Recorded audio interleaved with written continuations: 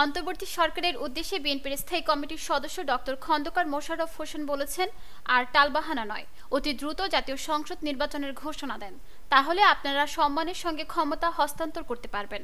মঙ্গলবার জাতীয় প্রেস ক্লাবে আব্দুস সালাম হলে বিএনপির প্রয়াত মহাসচিব খন্দকার দেলোয়ার হোসেনের ১৪তম মৃত্যুবার্ষিকী উপলক্ষে আয়োজিত দোয়া ও স্মরণ সভায় তিনি এসব কথা বলেন।